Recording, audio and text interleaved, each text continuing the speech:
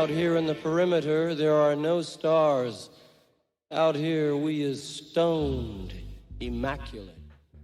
Hello and welcome. This is the C86 show. I'm David Eastaugh. I'm with you for a very long time. Anyway, as you know, we love a special guest. This week, it's going to be the turn of the psychedelic space rock band. It is the one and only Here and Now, because I spoke to Keith Bailey, the bassist, Keith the Missile, I think he calls himself, to find out more about life, love, poetry, all that other kind of groovy stuff. Anyway, look, after several minutes of casual chat, we got down to that very exciting subject that was the early formative years, and Keith's going to tell us what it is for him and much, much more. Anyway, sit back, relax, enjoy.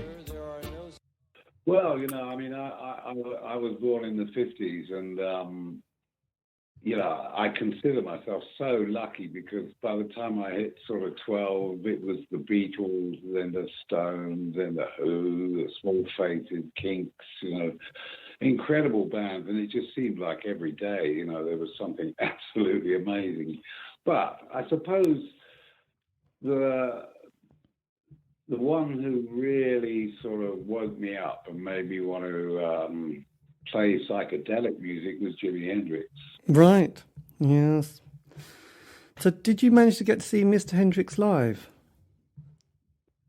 That's one of the big regrets of my life. No, I never did. Yeah, these things do happen. Where were you brought up? Where was I brought up? Yes. Well, my father was with GCHQ, so he was sort of all over the world. So I wasn't so much brought up as dragged up. Yeah. And I spent until I was 17. I was at a boarding school. While he sort of gallivanted around the world, but that was in Winchester. And what was that experience like? Did that has that had a marked impression on your life? It took me years to unwind it. It was hideous. It was founded in 1601, and I don't think they changed the rules since. Yes, no, I know. I never did. I went to a strange country sort of modern school, which just had a few CSEs, and then you just left school at 16 with no sort of aspirations other than work in a chicken factory or, you know, such like. It wasn't a great one. So with the 60s, as that sort of developed, were you kind of aware of that kind of, because you mentioned those bands, but, you know, like it was kind of around 63 that things really developed with, or started to take off with the early Beatles, and then there was the Summer of Love in 67. But then, you know, as with every scene, it kind of gets a bit murky, and towards the end, you know, Brian Jones had died, you know, Jimi Hendrix, Janis Joplin, Jim Morrison all died. Did you sort of at that stage find it quite disappointing? Not disappointing, but was it quite a weird moment when the 60s came to an end and you were just at that age where you thought, this is brilliant, and oh my God, everyone's just died?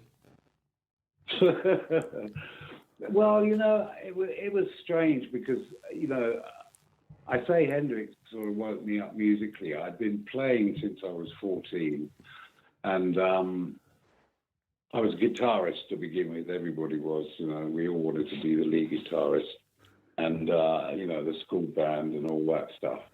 And then I was offered a job in a soul band that was doing the German US Air Force bases, and they needed a bass player. So I said, oh, yeah, I'm a bass player. I lied through my teeth. Swapped my guitar for the bass player's bass in the school band, and 3 weeks later, the band that was going to go to Germany and do the Air Force bases broke up, which was my first education in band. And but I will say, you know, as I picked the bass up, it was like, oh, I understand this completely already. Right. And it was a crystallizing moment. Yes. And did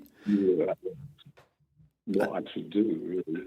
Yeah. And did you have a slightly similar experience to dear old Lemmy, who'd been in the Rock and Vickers and was playing guitar, and then kind of found himself suddenly, you know, sort of, you know, he picked up the bass player from the bass guitar from the guy who didn't turn up to rehearsals and basically got the gig. Did you have a similar Actually, Jimi Hendrix, bass player, also started as a sort of rhythm guitarist, didn't he? And then went on to the bass.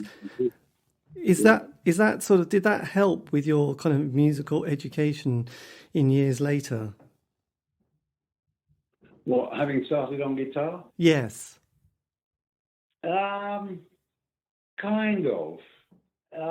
Yeah, in that it gave me a sort of understanding of the scales and the majors and minors and all that sort of thing, the technical side of it. But feel-wise, it just flew out of my fingers, really, as soon as I started playing bass, you know. Yeah. And then I was very fortunate in that I was offered a job. I was playing with a three-piece band. Everybody was trying to be Cream at the time. This guy who had a residency on Friday and Saturday nights in the pub just over the road from where we were rehearsing heard me playing, and their bass player had just left, and he just said, "Well, do you fancy the gig?"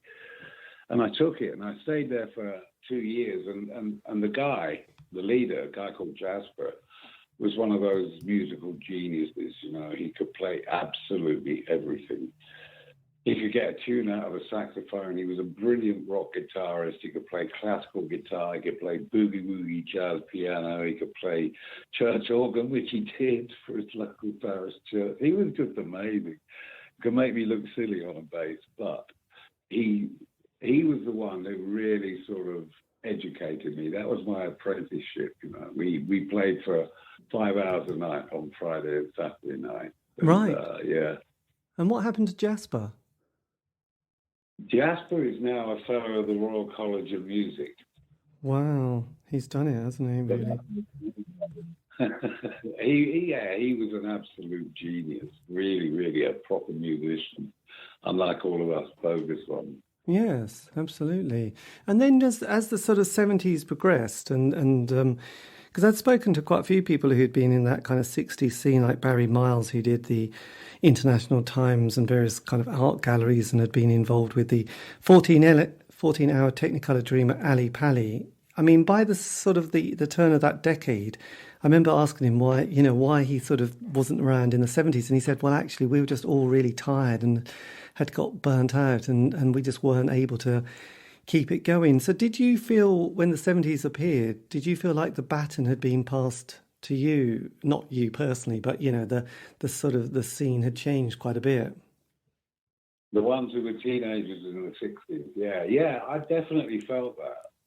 Yes, you know, it was kind of my career in inverted commas didn't really get started till I was 17, so that was like 69, and so when I hit the 70s, well, yeah, it's a long story, but in 1975, after a lot of strange and peculiar experiences, I met up with Here and Now, and I've been there ever since. Yes, but as I slightly mentioned at the beginning, my love of David Bowie had started in that very early period of the 70s. I mean, he spent most of his 60s kind of in various little combos, going nowhere fast. Did you, you know, and you know, the Beatles had done that period in Hamburg. Did you have that period for your own development in the early 70s, from 70 to 1975, of sort of finding your path in life, so to speak? Yes, it was. That was exactly what was happening. Exactly what was happening. I went through a lot of very strange experiences, met some very, very helpful people. I'm a lucky guy on that level. Yeah, I met some very, very good people who sort of, well, they didn't tell me so much as show me. And, what I saw was what kind of then motivated and drove me, and still does now. Yes. So were you playing much music in that early period of the 70s? Early 70s? No, I was in London. I moved up to London. I moved up in early 1970, and I didn't know anybody from Adam, you know, so it was kind of, I was just feeling my way into a whole new scene, and Yeah, so I didn't know anyone to play with, and I didn't actually restart playing until about 73, 74, and then, yeah, some quite odd things happened then. Yes, serendipity. The planets lined up. Did you still have your bass guitar at that stage? I just wondered who. Yeah. Actually, the first one I had was a Vox Clubman, and it was awful. It was like a cricket bat with strings. It had black nylon strings. But I managed somehow to get a really excellent bass, 1963 Fender Precision, and yeah, that stayed with me right until it was stolen in Den Haag in 1979. That is annoying, isn't it? Did you at that stage, because being from East Anglia, there was kind of during the early 70s, I think it was like 71 onwards, for most years, there was the birth of the kind of the fairs and festivals like the Albion fairs and the Barsham fairs, and there was a huge movement, sort of like people getting back to the land, or certainly living in sort of community and communes. There was a band called the Global Village Trucking Company who all lived in a house together just outside Diss in Suffolk. And then there was like the self-sufficiency movement with people like, I think, is it John Seabrook, and people, who were writing books about living off the land and sort of being one with nature. Did any of that sort of creep into your aura or consciousness? Yes, it did. Yeah, very much so. Insofar as it was present in the culture at that time. It was in the air, and a lot of people tuned into it. And yes, it was definitely influential. Yes, and then how did you start to bring your Here and Now together? Well, I didn't bring it together. What had happened, the sort of story of Here and Now, is that there was an original lineup in 1974, I think, 73, 74, and which broke up, and the only person who there were two of them carried the torch forward, and that was Kif Kif, the drummer, and Twink, who was the synthesizer player. And Twink met me on the way down to Stonehenge, the very first Stonehenge festival, which was in 75, I think, yeah. And it was totally different from what it became. It was very, very small. There were only about 500-600 people there. And yeah, he met me there, and then introduced me to Keith Kif, who was also there. And we decided that there was a big festival being organised by what was his name? I've forgotten his name. Anyway, I'm terrible with names.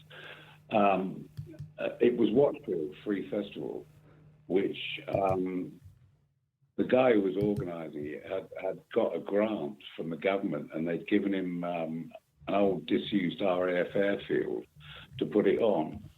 It was a very experimental thing. Sid Rules. Yes, dear old Sid Rules. That's it. Yes. Yeah. And so we got together and started, and we'd never rehearsed. And Here and Now was really, in the early days we never did rehearse. It was just totally ad-lib, everything from start to finish. Every set we played.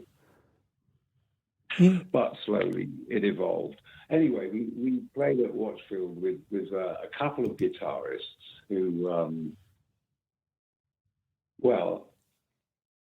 cut a long story short, we met Steffi Sharpstrings, who became the Here and Now guitarist, on the Sunday afternoon of the last day, and I asked him if he'd like to come and jam with us, and he said yeah.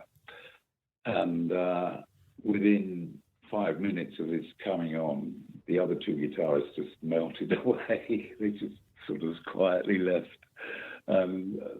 Here and Now was born. And that night, Arthur Brown came on and jammed with us for an hour. Stevie Winwood was standing at the side of the stage. Well, I say standing, he was leaning on something. He was quite inebriated, I think.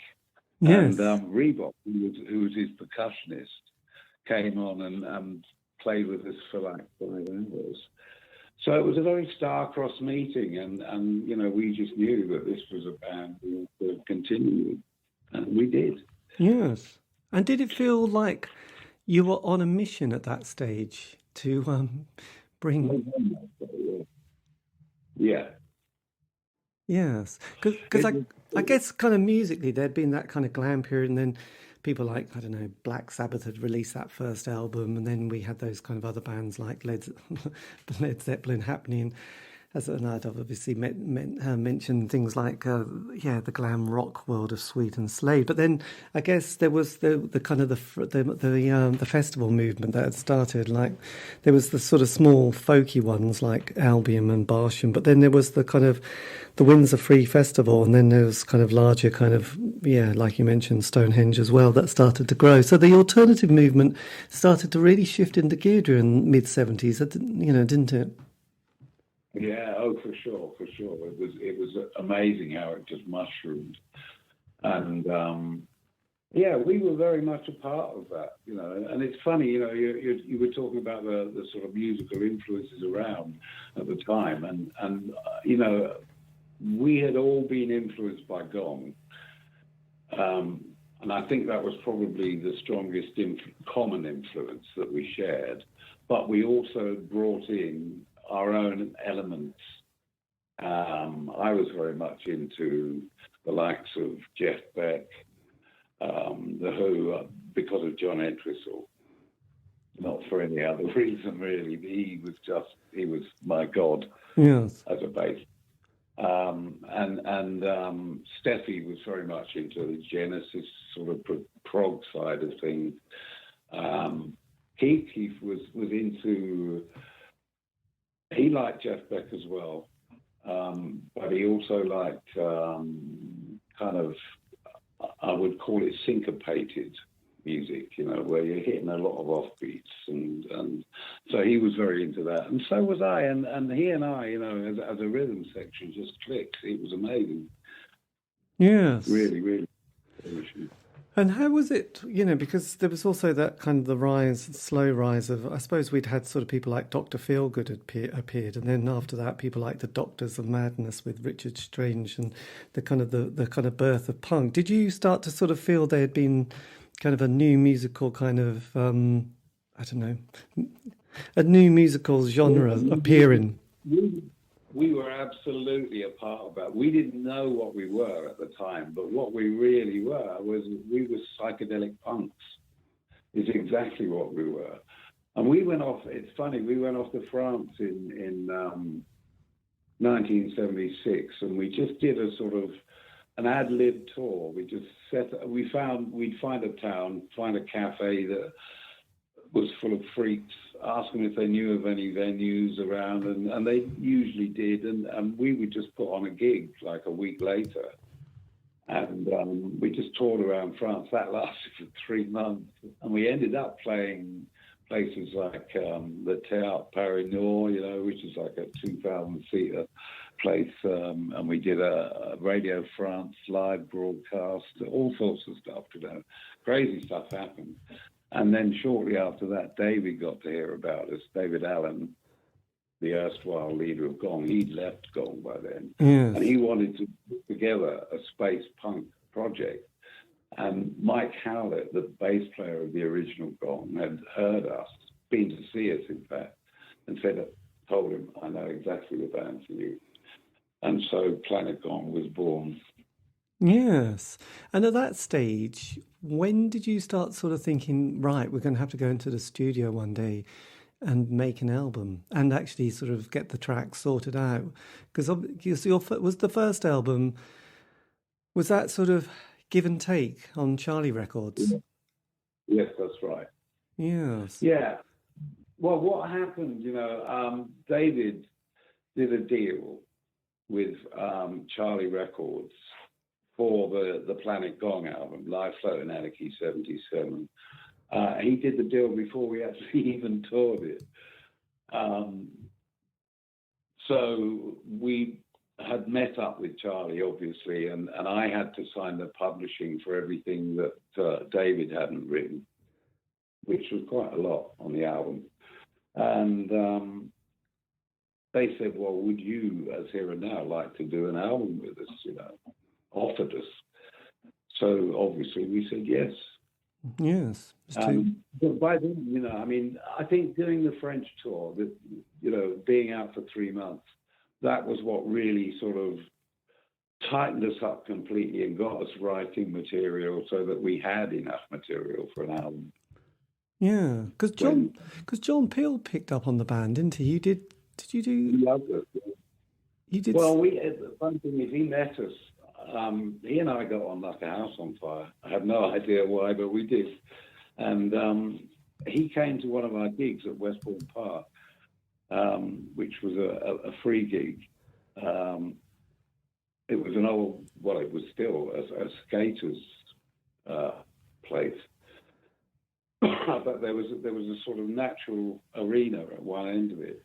So we used to set up a stage there and put on a gig.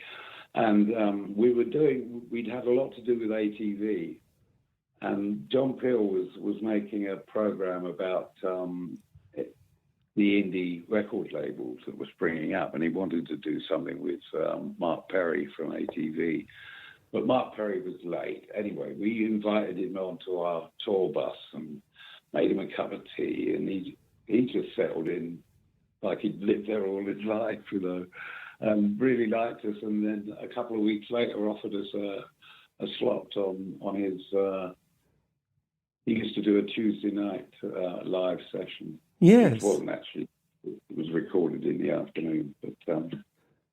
Yeah, that's right, because you did, this is kind of towards the tail end of 1978, wasn't it? It was broadcast, which has about, is it 5 songs this time?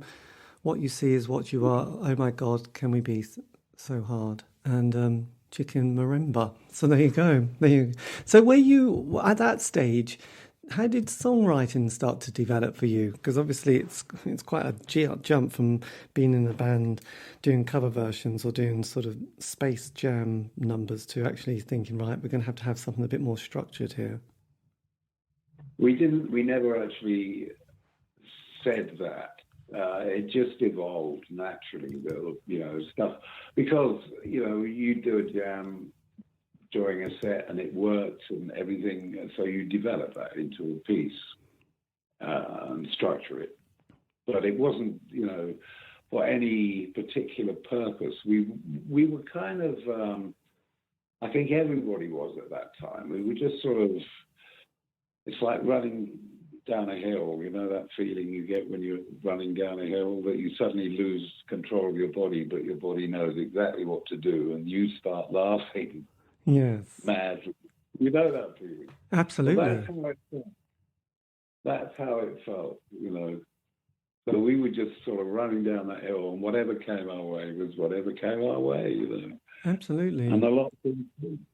Yeah. So when you went into what studio did you go to for the first album, Give and Take?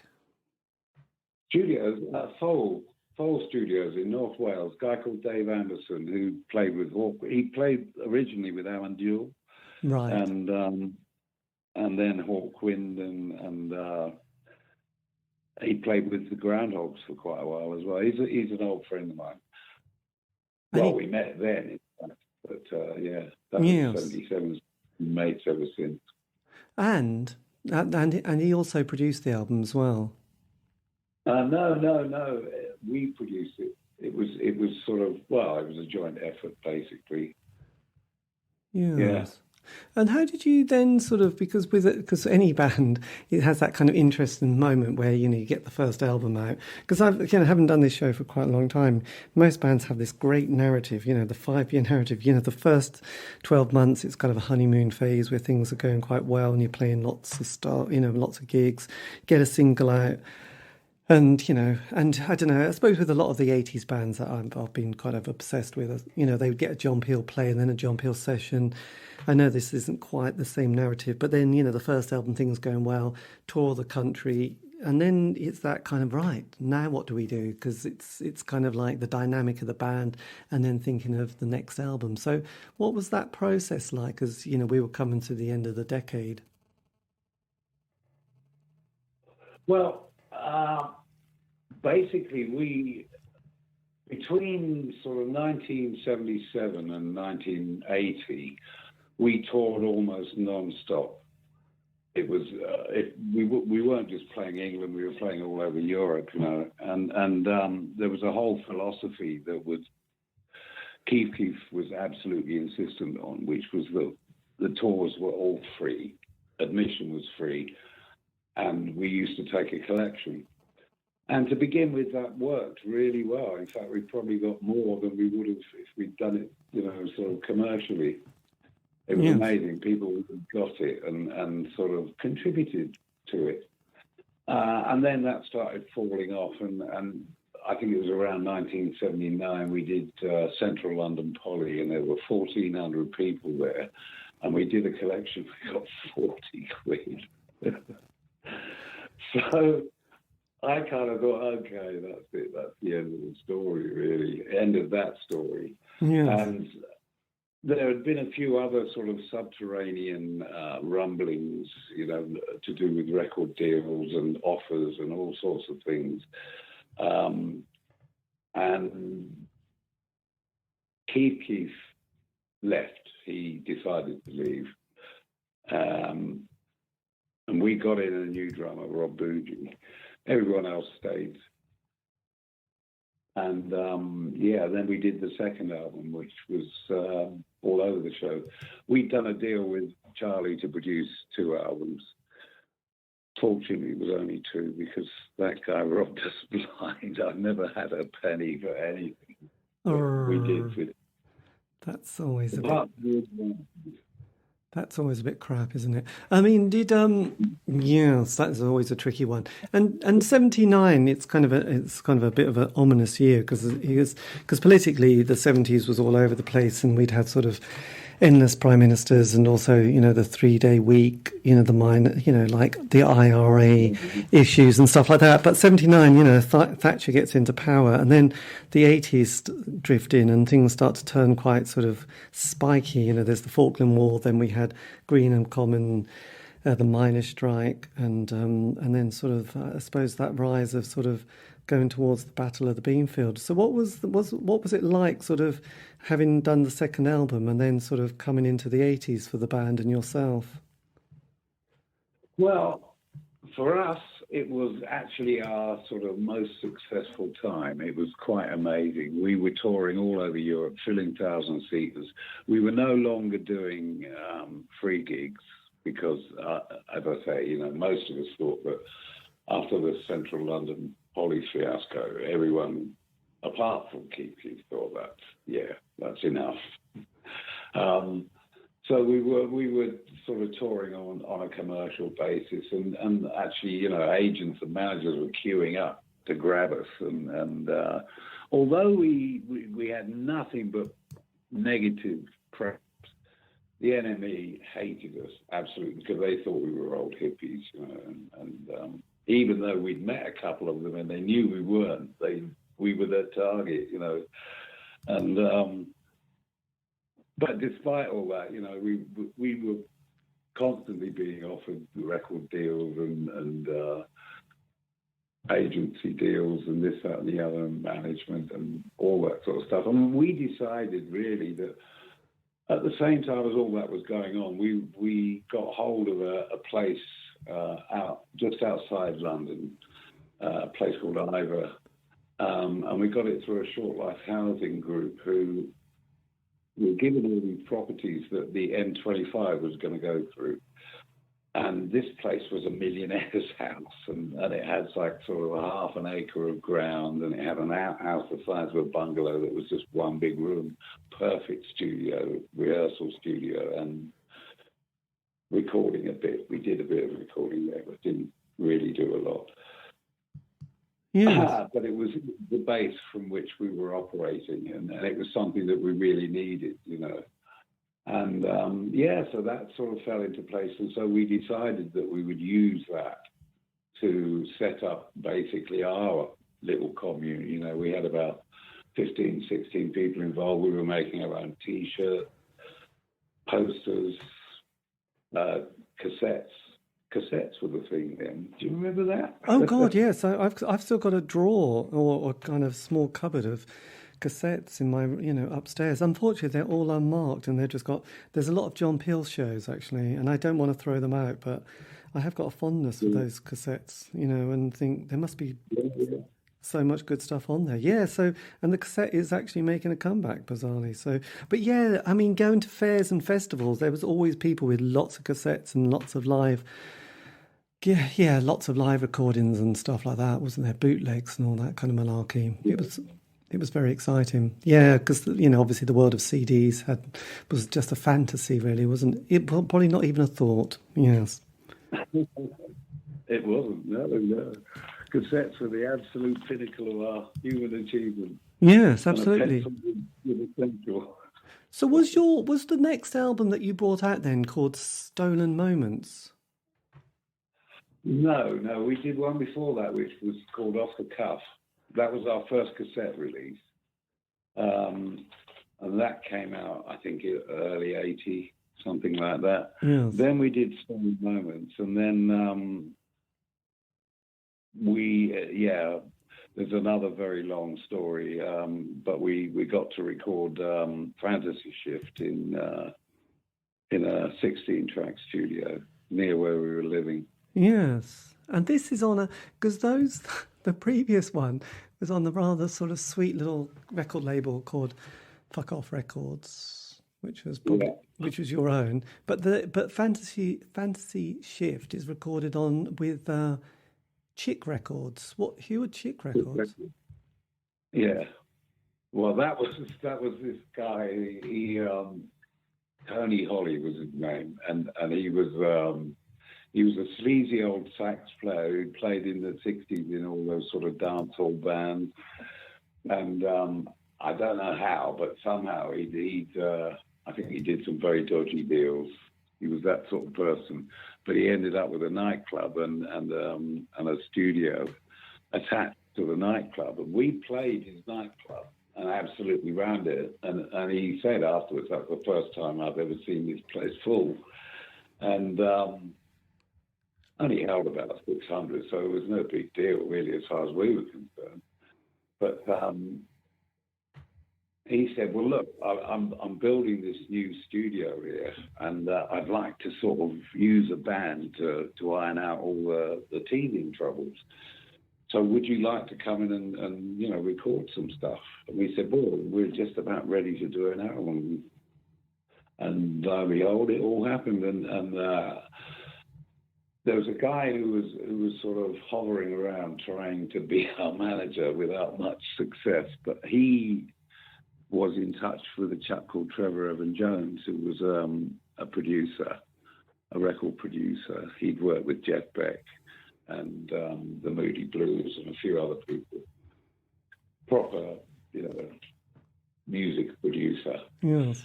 And so, yeah, we got in touch with him. He heard the stuff, loved it, said, right, okay, let's do it. And we ended up spending 3 months in this studio, basically, because there were so many technical teething problems that they had.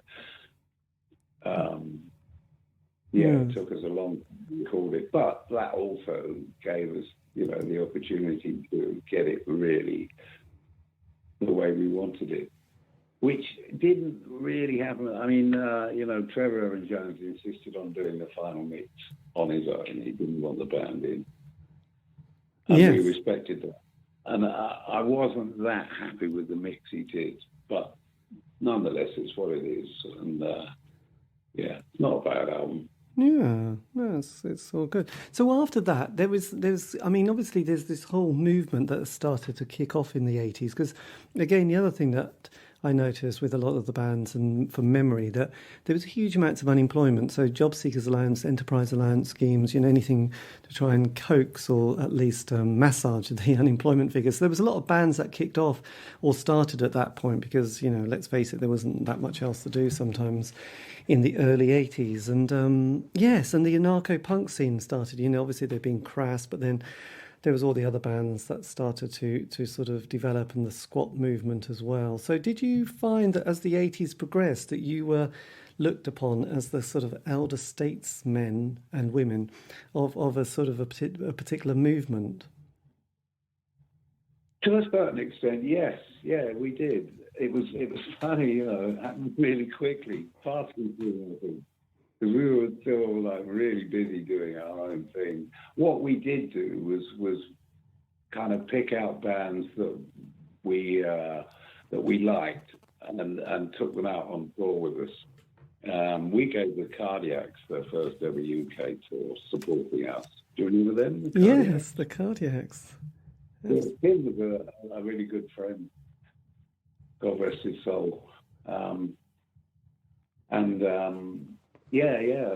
He eventually persuaded me to come down and see them. They were playing at some grotty little youth club in Kingston, just outside London. And I went down and was completely blown away by them. And I said, would you like to come out on the next tour with us as a support? Which they did and never looked back. I'm glad to say, because that was a brilliant story, the Cardiac. Yeah, absolutely. Was that Tim Smyth? Yeah, that was Tim. I know. We gave the Fall their first UK gigs. We took the Mob out. Do you remember the Mob? Oh yes, is that? Yeah, the Mob. Blimey. And I guess, after that, there was, people like Blythe Power, I probably mentioned them, Chumbawamba, and the Liberators. No, they were a Norwich reggae band you'd have never heard. The Rhythmonites. There was a whole movement on the festivals and scene, wasn't there? Osric Tentacles were another band. Yes, I remember them well. I remember they often played the Arts Centre. So as the 80s progressed, you went after Fantasy Shift, then you did, was it coaxed out of Oxford, and then theatre and Been and Gone. So during that period, the 80s, you were recording. You must have been feeling like you were working this band 24/7. And I know from, again, with most bands, they do have that intensity. How were you sort of coping with the amount of pressure and demands that were being put on you at that stage? Oh, same way as everybody does, taking lots of drugs. No, it was kind of, because you're inside the bubble and you have sort of experienced everything that leads up to that, you just took it in your stride, It wasn't really a problem. I always felt, there was the pressure to sort of maintain momentum, but that was all really. And that was about the music as much as anything, and I was writing I was quite prolific at that time, writing lots and lots of songs. Yes. And it wasn't, I never really felt pressurized by external forces. It was only internal. I was a driven man. Someone has to be driven, don't they, and take the baton. How did it work kind of diplomatically with the band? Because I know a few people were trying to have kind of like, let's all have equal voting, let's try and all sit down and discuss it, and let's all come to a common consensus, and then we'll move on. And then, 20 years later, think, I can't do this anymore. It's my band. I make the decisions. Can we just, I've become a dictator by mistake, but I can understand why. Let's just kind of, I write the material. I should have more than money. I know that sounds terrible, doesn't it? But, most people get to that point where they feel like they've done all the work. And so it's often a bit tricky at times. How did that sort of kind of work with you and Here and Now? Well, we were all, up until just before we broke up, we were all living at this place in Ivor. And everything we got just went into the sort of the pot, basically, which, you know, kept us alive, paid the rent, bought food, paid for journeys to the pub up the road and what have you. And nobody really I never felt I should get more because I'm doing this, and this. It wasn't like that. It was a totally group effort. I suppose the decisions were usually Gavin de Blitz, the keyboard player who replaced Twink. He and I were sort of the two pole pieces within the band. We probably took most of the decisions. We set up the tours and decided when we were going to work and what we were going to do and blah, blah, you know, that sort of side of things. Kept the business side of it together, in other words. Yes. And did you find, you know, because I have to confess, I was really obsessed with indie pop in the 80s, but there was like towards 87, 88 time, 87, yeah. I mean, Ecstasy comes along, and then there's that kind of whole dance rave movement and bands like the Happy Mondays, Primal Scream, Stone Roses. Then the Orb appears, and then after that, you get a whole load of people like the Levelers and Censor, and the kind of the festival movement really kicks off again after the Battle of the Beanfield, which was the sort of mid 80s, where you felt like everything is going to finish, but then with anything, it's kind of new growth and new optimism. And the 90s suddenly have huge amounts of festivals, and now it's gone completely, what it had done until COVID, gone completely bonkers. So did you find yourselves during the late 80s kind of in a kind of an interesting phase of the band because of seeing, you know, how people really wanted to take ecstasy and dance? Yeah. There was some of that. And it, of course, you know, I mean, whatever's in the air, you know, the thing about Here and Now is that we have never stuck to any given musical form. You know, we're not punk, we're not rock, we're not jazz, we're not, you know, we are all those things in whatever mix we feel like doing. Whatever works, really. And a lot of our material is quite dancey anyway. So, yeah, it was, I mean, I enjoyed that time. I really did. You know, there were some great things happen, you know, really, really good event. But, yeah. Yes. We kind of slotted in somewhere in an alternative sort of psychedelic way. There's always been the element of psychedelia in Here and Now, and I think that's what kind of keeps it alive and fresh, because there is that, and then there are sort of a multitude of musical styles. We've never felt restricted to any one genre. Yes. And what was because when you recorded, that was kind of the early 90s, is it UF Oasis? Oasis, yeah. What was that experience like? Because this was recorded at Greenhouse Studios in London. Yeah, that was great. And that was and recorded between the full moons of June and July 1993. That's correct. I know. Was this a particular... What was the sort of...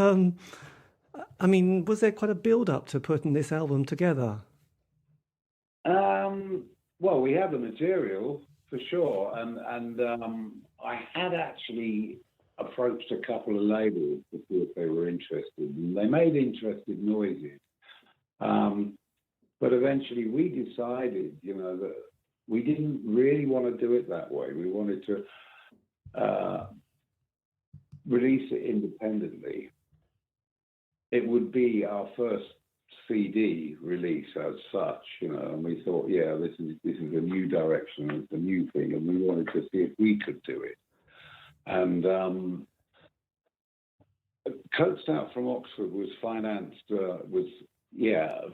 by a guy called Gudge. And it's funny, things like this, synchronicity works, you know, when you're working in the right direction, I think stuff like that happens as it should. He approached us and said, look, I've just got this amazing deal. I can get you 2 weeks in the greenhouse, you know. and I'll pay for that. Don't worry about that side of it. And you just go in and record. So that's what we did. You know, it was great. While Jar Wobble was in the studio below us while we were there. So we had lovely brought-in catering from proper chefs. So everybody would get together about 7 every evening and have this beautiful dinner. My God, and, that's so civilized, isn't it? It's amazing. I loved it. Yeah, and I got to meet him there and a few other nice chaps. You know, it was great. I really enjoyed recording that album. Yes. So when you came to doing at the end of the millennium, Gospel of Free, I mean, this is it's quite an enormous album, isn't it? And a big kind of lineup of personnel. Yeah, that was released by Kif Kif on his label, which his name escapes me, I forget. But Kif Kif, the original drummer, you know, had been putting stuff. He was the one who set up Fuck Off Records. In fact, it wasn't here and nothing. Yes. So he released that one. But that's basically improvisation, all jams, the whole thing. Yeah. And what's the sort of narrative of the band after sort of, 2000? What's the journey for you guys after that? Well, Steffi had rejoined the band in the early 90s and the original guitarist, because he'd left, and we'd had another guitarist, Dino Ferrari, was with us for most of the 80s. But Steffi came back in the 90s, and for a while there were the two, but Steffi sort of managed to elbow Dino out, poor old Dino, and we had Steve Cassidy in on drums, and Gavin de Blitz left. He left in sort of mid-90s, I think, and Andy Royd replaced him. So we had what was basically a sort of half new and half old band. Steffi and I knew each other, from the original days of Here and Now, and Steve and Andy were sort of basically fairly new. And that we were still touring quite a lot in those days, gigging a lot. And Steffi, it was difficult. I don't want to sort of say any bad things, but let's just say he'd taken a bit too much LSD in his earlier years, and yes, he was a bit. And so eventually we parted company, he and I, and then I sort of underwent. It was started off by a horrible kidney complaint that I developed, and then which put me in hospital for a month or so, and that gave me time to think about what I wanted to do. I'd been running an agency as well throughout the 90s, and playing and booking out Gong. I was playing for them as well. So, and all that had come to an end in 2000. And I just kind of thought, okay, what I really want to do is just play music with people that I get on well with. And so I started casting around and put a new band together, basically.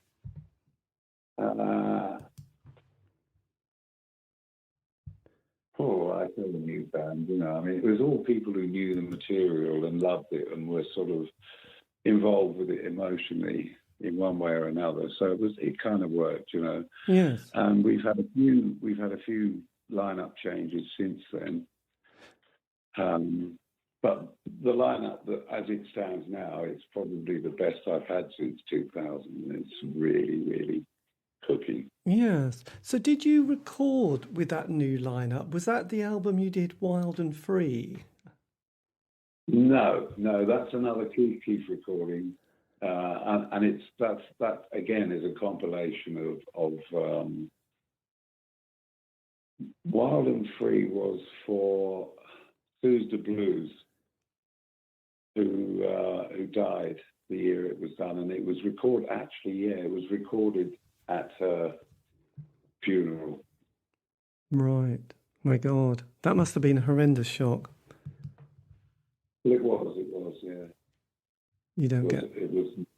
Sorry, it happens to all of us sooner or later, doesn't it? It does. You just kind of, a bit like Lemmy, you want to keep dodging it. You don't want to go, you can be kind of blasé about these things, or blasé when you're younger, but when you get a bit older, you think, oh, actually, and you start going to doctors. When you start going to hospitals or doctor's appointments and having scans, you kind of you want good news, really. You don't suddenly want to go, by the way, it's not so good. So things change a bit, really, don't they? Attitude-wise. Oh, yeah. Oh, what was the process? Yes. So are you still recording new material? Funnily enough, we're halfway through an album in the midst of which a whole personnel change happened. Yes. Guitar and drummer left, and we now have. I'm now working with Steve Cassidy again, who was with us for 12, 14 years in the 90s, and Mark Robson on keyboards, and Tom Ashurst, who's an absolutely brilliant young guitarist, very young, but really, really clued in. And I'm just at the moment casting around. I'm thinking of going, funnily enough, back to Fold Studios, to Dave Anderson's place, to finish off the recording. We've done most of the keyboards, a lot of the vocals, all the bass.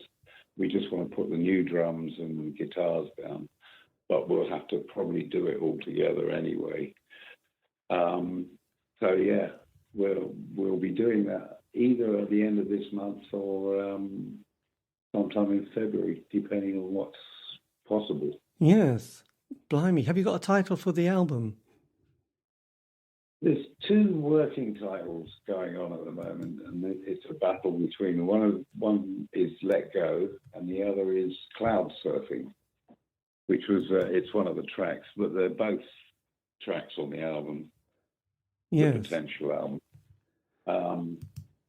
Cloud Surfing was I saw this thing on Channel 4. They used to do little 5-minute fillers, and it was about these lunatic Australian glider pilots over on the west coast of Australia. There's a every now and then you get this huge lenticular cloud comes in off the Pacific, and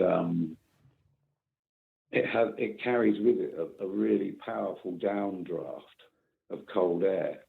But what these guys do is they get towed up onto the top of the cloud, and then they just tip over the edge, and they'll hit 300 miles an hour in a glider, going straight down, following, and it's crazy, And the guy who was doing the interview said, well, isn't it really hard to pull out of a dive like that in a glider?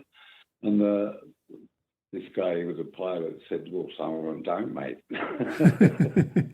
It's a crazy thing to do. So I wrote this song, Cloud Surfing, about that. Yes. Well, it's got to be done. And I kind of love the idea. Yeah, it does have that the sort of vibe of organ energy that we used to love back in the 80s, didn't we? Wilhelm Reich, and I don't know, reminds me of that kind of vibe, really. So, yeah, interesting. Clouds, it's got to be done. And do you, I mean, with your, the last 10 years, you've released quite a lot of albums, haven't you? Are these mostly kind of live material and sort of old recordings and just going through the archives?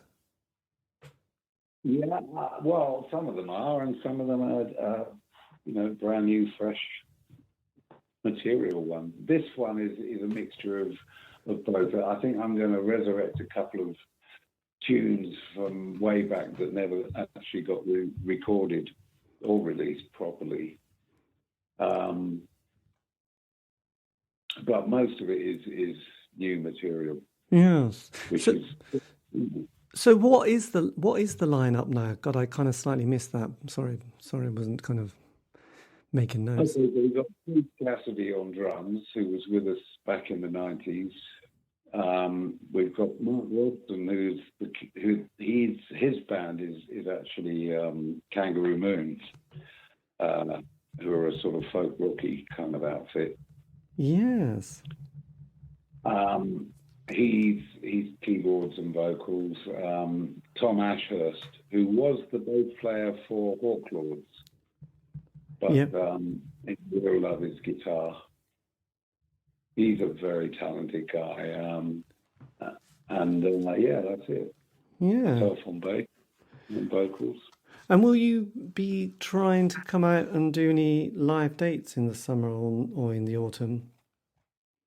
Well, the first gigs we've got lined up so far for next year are we're doing Hebden Bridge Trades Club, that's in West Yorkshire, on the 1st of April.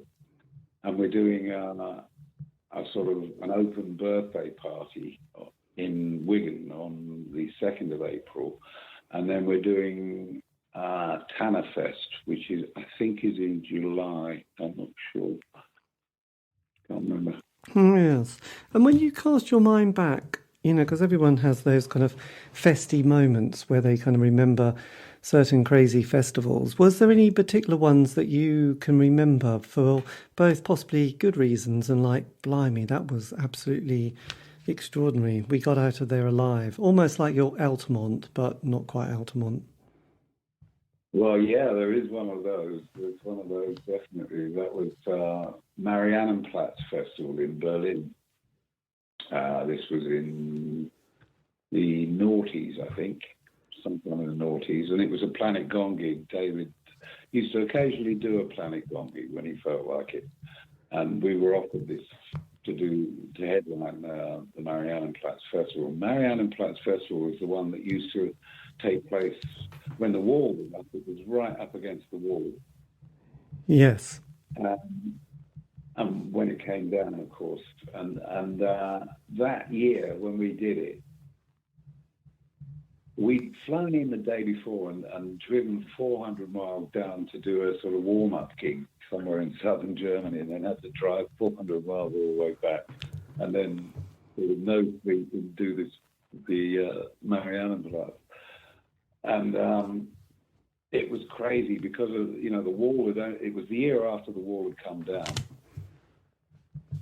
And so a lot of East Berliners flocked over because they'd heard it, in all the years that the wall was up, they'd heard this festival going on, they were blast, so, and there were 150,000 people there, and totally out of control, and the cops were sort of panicking, and about half an hour before we were due to go on, this he looked like a general, he had pips all over him, huge, very imposing German police officer with his cohorts behind him, came into the dressing room and said, I have to tell you, you must stop at 8 o'clock exactly because, there is a curfew and we have to control this crowd.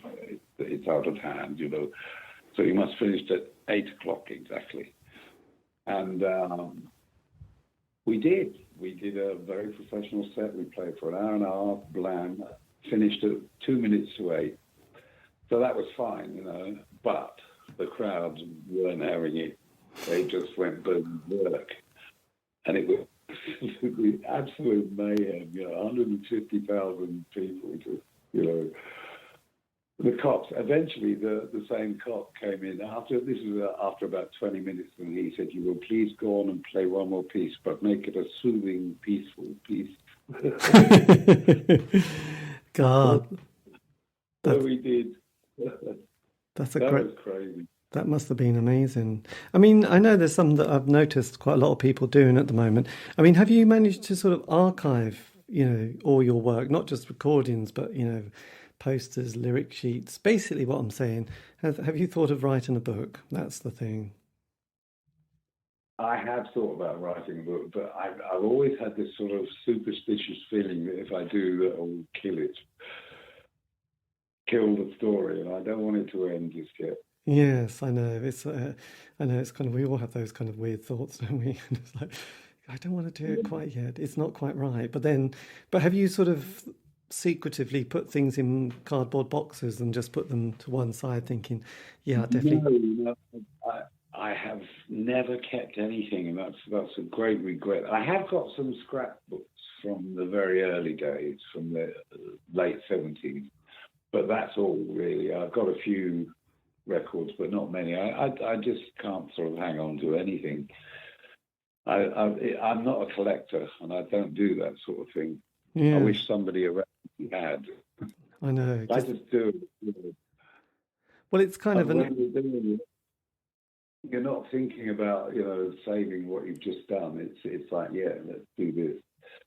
Yes, and also, I mean, you kind of wish someone was around filming it all, and then could do a lovely little documentary and put it on BBC 4 on a Friday night, or Sky Arts. There have been a couple of people who've offered that. God, I wish they would get on and do it. That would just make my life so much better. Never mind. One day, someone will. Anyway, look, have you, yes, if you could have said something like, words of wisdom to your, I don't know, 16, 17, possibly 18-year-old self, what would you have kind of whispered in their ear as they embarked on this fantastic journey? Oh, go for it, son. Yes. Don't think about it. Go for it. Don't hold back. Just do it. Yeah. I mean, really. Who knows? I mean, we all learn a huge number of lessons. One thing I do say to, I've had quite a lot of young musicians starting out, coming and sort of asking me this, that, and the other. And the one thing I do tell them is what you need is a reason why you're doing it. And I can't tell you what that reason is. You have to find that reason inside yourself. Yes. And then it's the one. And you'll know when you find it. And that's about the best advice I can offer, really. Yes. Find your reason first, then do it.